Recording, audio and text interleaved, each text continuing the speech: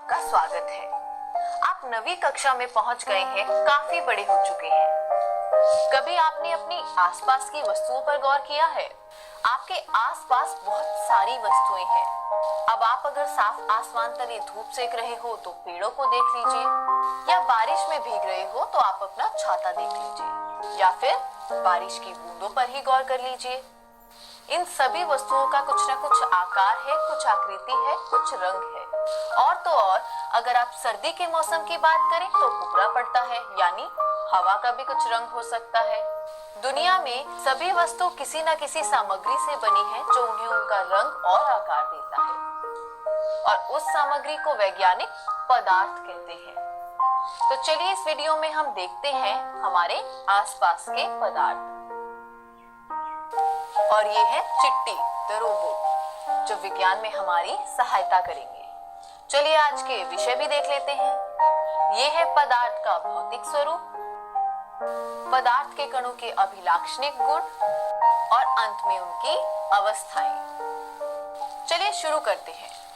विश्व का कोई भी पदार्थ रेत की तरह कणों से मिलकर बना है, मगर ये कण बहुत बहुत ज्यादा छोटे हैं, जिन्हें हम छू भी नहीं सकते और देख भी नहीं सकते।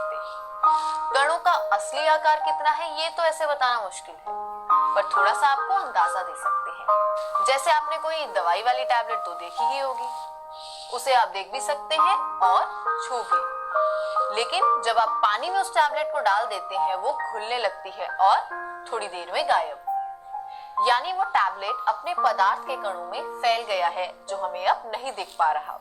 आपकी पुस्तक में भी यही कहा है कि पदार्थ के कण इतने छोटे हैं कि हमारी कल्पना के बाहर हैं।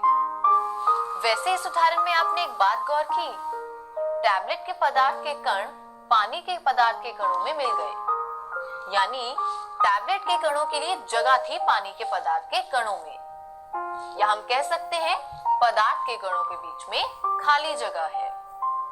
और तो और टैबलेट के पदार्थ के कण बिना किसी मदद के खुद ब खुद पानी के पदार्थ में मिल गए।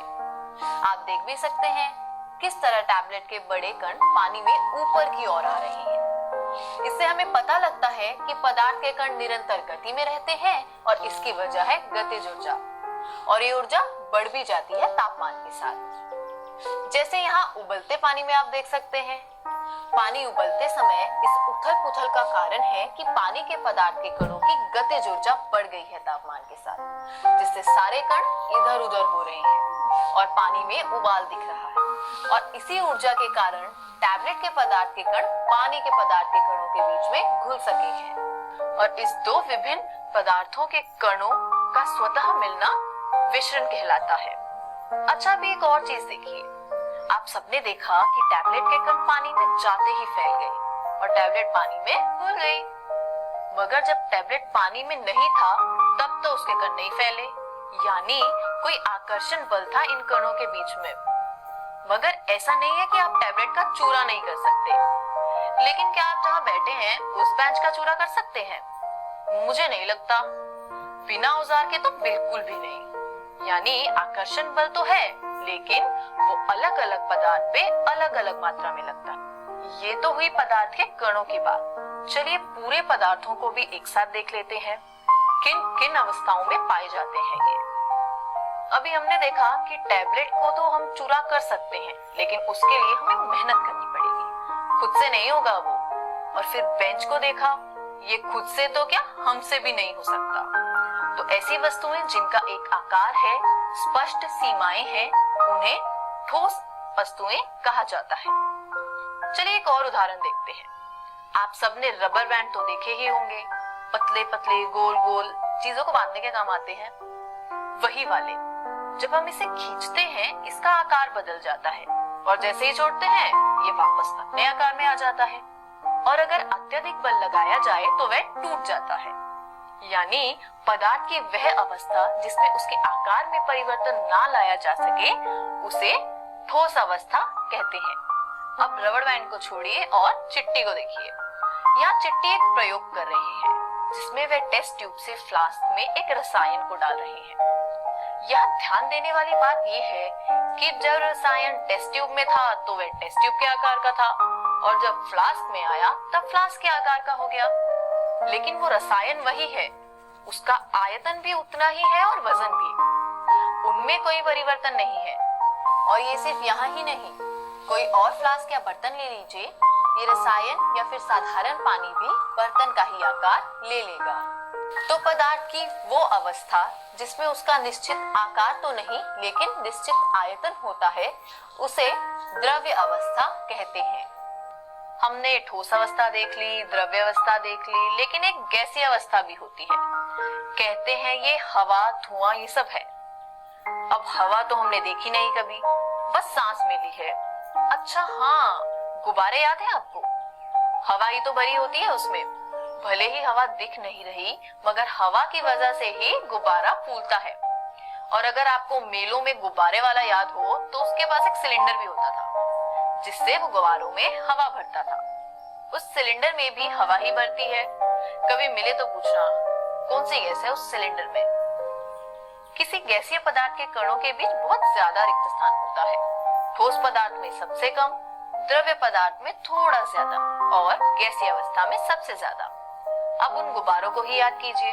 अगर आप गुब्बारे को हर तरफ से दबाते हैं तो वो दबकर थोड़ा छोटा हो जाता है। अब ज्यादा दबाएंगे तो फूट जाएगा, लेकिन उससे पहले कुछ आकार तक छोटा होता है। यानी गैसीय पदार्थ में संपीड्यता काफी ज्यादा है, क्योंकि कणों के बीच में जगह भी ज्यादा है। आप गुब्बारा फुलाने वाला सिलेंडर ही ले लीजिए। जितने गुब्बारे उससे फुलाते हैं, इतनी गैस तो नहीं आनी है उस सिलेंडर में बिना संपीड्यता के। अच्छा, और आप सभी को घर में खाने के समय से पहले ही खाने की खुशबू आती होगी, लेकिन रसोई घर से दूसरे कमरे तक ये हुआ कैसे? ऐसा इसलिए क्योंकि खाना पकाते समय उस पकवान के कुछ कण धुएं में निकलने लगते हैं और वायु में मिल जाते हैं। अब जो वायु में कण हैं, वो काफी तीव्रता से फैल जाते हैं और हमारी नाक तक पहुंच जाते हैं, और इस प्रक्रिया को हम विसरण कहते हैं। पर यदि रसोई में एक शरबत बनाया जा रहा हो या कोई मिठाई रखी हो, तो क्या तब भी आप बता पाएंगे? नहीं, क्योंकि इसके कण वायु में नहीं मिल रहे हैं। संक्षेप में देखें तो गैसों का अन्य गैसों में विसरण काफी तीव्रता से होता है, इसलिए खाने से धुआं उठते ही हमें महक आने लगती है, वो भी काफी दूर तक। और ये विसरण की तेजी का कारण कणों की गतिज ऊर्जा, जो ठोस और द्रव्य पदार्थों से काफी ज्यादा होती है, और गैसीय पदार्थों की संपीड्यता भी काफी ज्यादा होती है, जो हमने गुब्बारे फुलाने वाले सिलेंडर में देखा, और रसोई घर वाला सिलेंडर भी वैसा ही होता है। तो ये हो गए हमारे 3 प्रकार के पदार्थ। चलिए इस वीडियो को यहीं समाप्त करते हैं और विदा लेने से पहले एक बार देख लेते हैं कि आज हमने क्या क्या सीखा। सबसे पहले हमने देखा कि पदार्थ रेत की तरह कणों से मिलकर बना है, और फिर जाना कि उन कणों के बीच काफी खाली जगह भी है। ये कण निरंतर गति में होते हैं और उनमें आकर्षण बल भी होता है, और इन्हीं गुणों के आधार पर हमने पदार्थ की विभिन्न अवस्थाओं को भी जाना, ठोस, द्रव्य और गैसीय। चलिए आज की वीडियो में बस इतना ही। चिट्टी और मैं फिर आएंगे इस पाठ पर और चर्चा करने। तब तक के लिए अलविदा।